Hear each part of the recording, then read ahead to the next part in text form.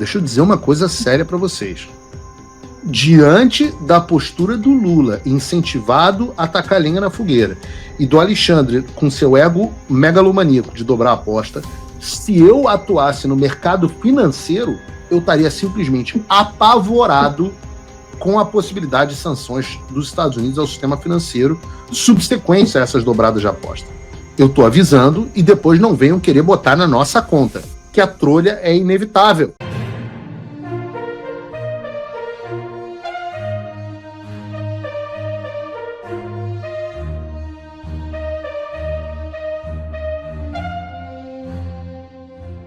Agora, governo Trump discute sanções à Gonê por pedir prisão de Bolsonaro. É isso mesmo. O governo de Donald Trump discute nesta terça medidas a serem adotadas após o Procurador-Geral da República, Paulo Gonê, pedir condenação do ex-presidente Jair Bolsonaro com penas que chegam a 43 anos de prisão. Um dos temas em análise na Casa Branca é a possibilidade de aplicar sanções a Gonê, nos mesmos moldes das estudadas contra o ministro Alexandre de Moraes. As punições cogitadas contra o magistrado e o procurador-geral são via Lei Magnitsky e Lei de Poderes Econômicos de Emergência Internacional. O deputado federal Eduardo Bolsonaro participa das conversas em Washington. Trump acusa o Supremo Tribunal Federal e o governo Lula de promoverem ataques vergonhosos contra Bolsonaro e anunciou tarifas contra produtos brasileiros. Mais uma bomba. OTAN ameaça Brasil com sanções de 100% caso mantenham acordos com a Rússia. É isso mesmo. O secretário-geral da Organização do Tratado do Atlântico Norte, a OTAN, Mark Rutte, fez um duro alerta nesta terça a países como Brasil, China e Índia, advertindo que essas nações poderão ser duramente atingidas por sanções caso continuem negociando com Rússia em meio à guerra na Ucrânia. O chefe da Aliança Militar Ocidental reforçou a gravidade do cenário. In line with that sanctions bill, saying, listen, if you are the president of China, or the prime minister of India, or the president of Brazil, and you are still trading with the Russians and getting the oil and the gas in, and you sometimes even resell it for a higher price, know that if this guy in Moscow doesn't get serious about peace talks, I will slam secondary sanctions on you of 100%. So I'm sure they don't know yet what hit them. This will take some time to sink in, and I think you guys making this clear in the media, the senators maybe also discussing this with their counterparts in Brazil, India, China, will be very helpful to put maximum pressure on Russia in addition to the weapons delivery into Ukraine. Thank you. Thank you. O Brasil tem que escolher qual caminho que quer. Na prática, o que acontece? Eu digo para você, só vai haver solução para o Brasil depois do dia 1º de agosto, quando a tarifa Moraes entrar em vigor e as pessoas finalmente perceberem que a trolha é inevitável. Um oferecimento.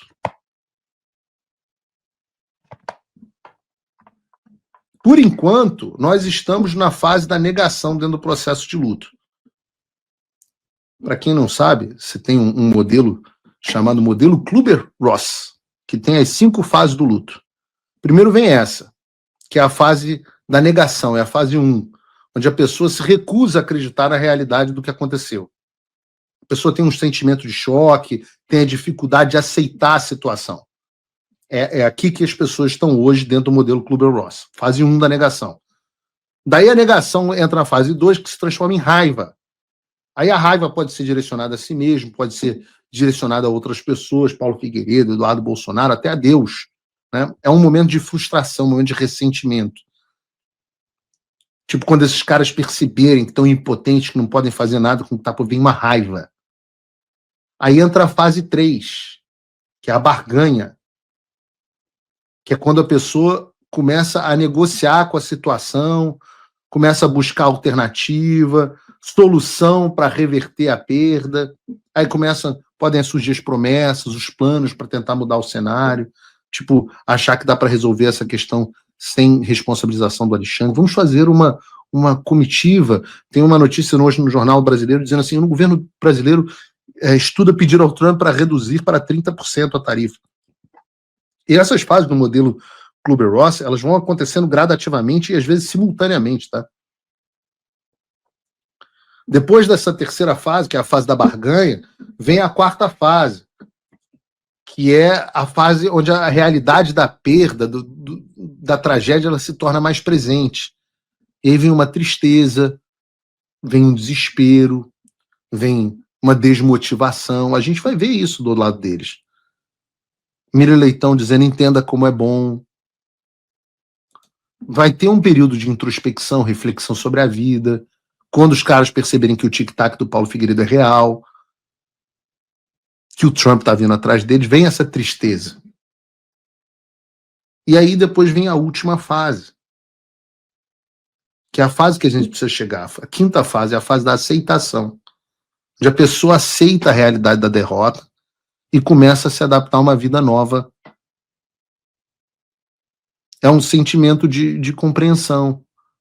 É o Brasil, quem sabe, né? O Brasil entenda que vai precisar da anistia, que vai ter que se livrar do Alexandre, que vai ter que ter eleições livres e transparentes. E a esquerda vai ter, o establishment vai ter que aceitar a derrota e se adaptar a esse novo tempo. São as 5 fases. O modelo Kübler-Ross é uma coisa muito interessante. Então tem gente que acha que ainda dá para impedir o que está por vir. Estão na fase da negação, mas depois vem para o luto, depois eles vão progredir, barganha, até que chega a fase da aceitação, a gente vai chegar lá. Mas a gente só vai chegar lá depois que os salvadores da pátria derem com a cara na porta. Por isso que eu quero dizer que essas pessoas intencionalmente atrapalham. Ou melhor, não necessariamente intencionalmente atrapalham. Enquanto elas dão uma esperança ao regime de que haja uma solução sem anistia, elas estão atrapalhando. Estão atrapalhando a nós aqui nos Estados Unidos e estão atrapalhando o próprio empresariado brasileiro. Enquanto o sistema tiver esperança de que alguém vai aparecer para salvar o dia dos malucos Paulo Figueiredo e Eduardo Bolsonaro, alguém que vai intermediar um acordo com os Estados Unidos, eles não vão cogitar a única situação, a única etapa necessária para solução real. É fácil. Não há alternativa que não passe por uma anistia ampla, geral e restrita. Enquanto quem vender a ideia de que há um outro caminho atrapalha a solução para o Brasil. Nos círculos do Trump, que eu chamo carinhosamente de MAGA, né? Eu não, o mundo chama de MAGA, é o Make America Great Again. Você pega uma figura como Tarcísio, ele é visto como simpático à China, que entende que fazer comércio com a China ou com os Estados Unidos é a mesma coisa, é um cara bem quisto pela elite globalista, é alguém que goza do benefício do Alexandre de Moraes. São fatos. Estava no Gilmar Palusa agora há pouco. Voltou a dizer, sim, necessariamente traiu o presidente Bolsonaro. E as pessoas daqui da Casa Branca sabem que é um Tarcísio. Então qualquer negociação por parte dele não vai ter eco nenhum. Se você é um empresário da elite brasileira que está me assistindo, coloca as suas esperanças no Tarcísio, tira o cavalinho da chuva que não vai dar certo. E não é correto. O próprio Eduardo Bolsonaro se manifestou nos jornais de ontem, dizendo que essa tentativa do Tarcísio de negociar com os Estados Unidos enquanto tenta escantear o Eduardo é, obviamente, desrespeitosa com ele. E eu concordo. E faço um apelo aqui ao governador Tarcísio. Governador, o senhor quer resolver mesmo o problema e evitar a tarifa em Moraes?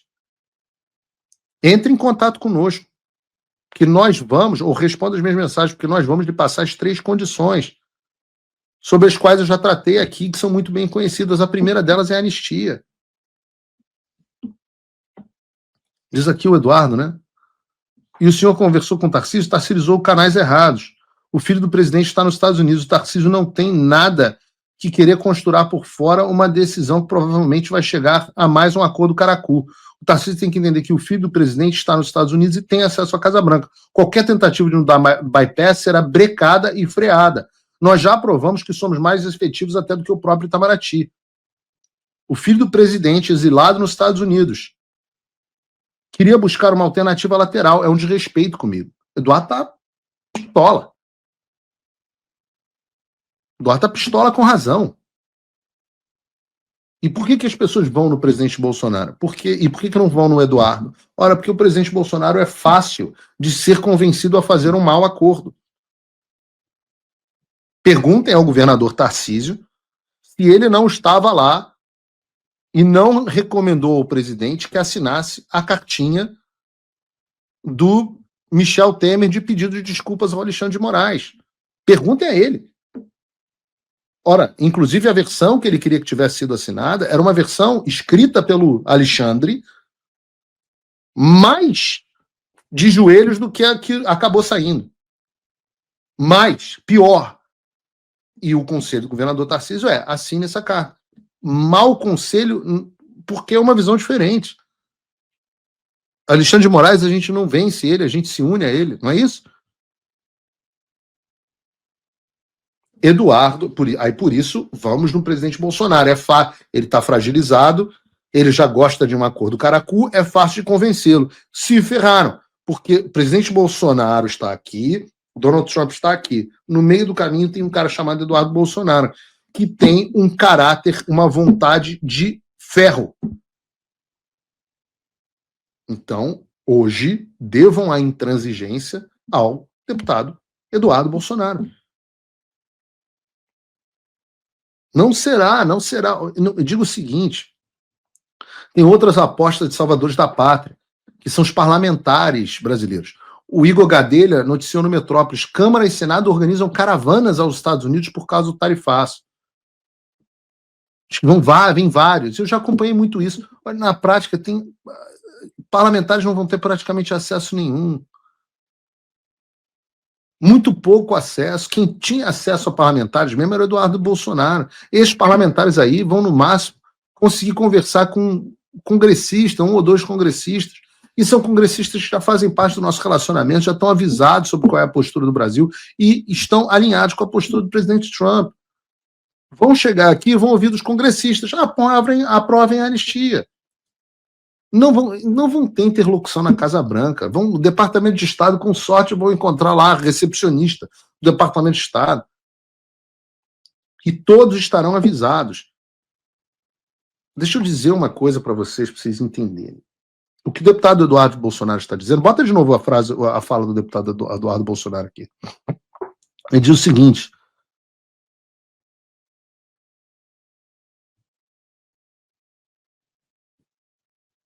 ele quer dizer o seguinte: qualquer tentativa de nos dar bypass será brecada e freada. O que o Eduardo está dizendo, e eu, meu nobre deputado, vou dizer aqui a vocês, deputado, governador e quem quer que seja, antes de cada visita de vocês, nós iremos em 1 por 1 para desautorizá-los. 1 por 1. O que eu estou dizendo aqui?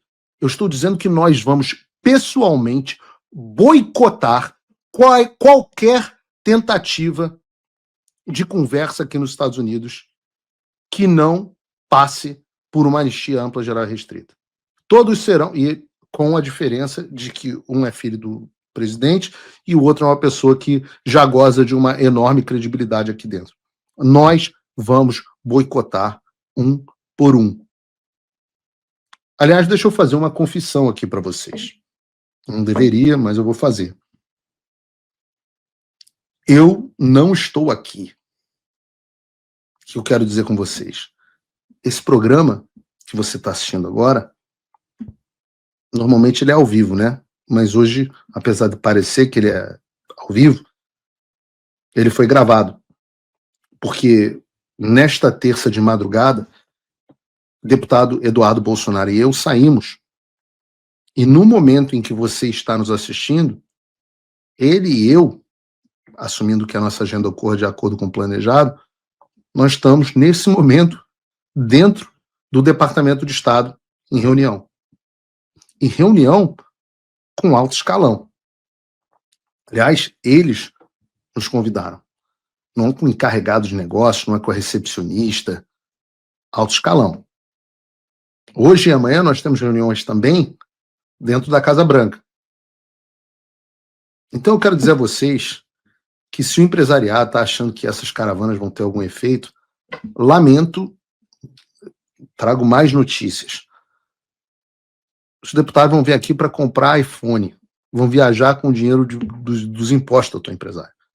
Vão ali no Smithsonian, visitar a biblioteca no Congresso, almoçar ali no Old Abbott House, mas não vão resolver os seus problemas, porque eles não têm nenhum acesso e o pouco acesso que terão serão devidamente boicotados. Deixa eu falar, você da Faria Lima, você da Fiesp, você que acha que tem outra solução. Sempre que esse pessoal vier para cá, eu serei avisado, serei brifado e vou minar todos os esforços. Aliás, eu vou falar aqui. Vocês tentaram, do establishment, mandar um emissário para ter conversas dentro da Casa Branca pelas nossas costas. Sabe o que aconteceu? Eu vou contar para vocês. O cara marcou a reunião, uma pessoa que nos conhecia, tentou ir pelas nossas costas. Nos ligaram, avisaram e nos convidaram para a reunião. Você imagina a cara do sujeito quando chegou lá,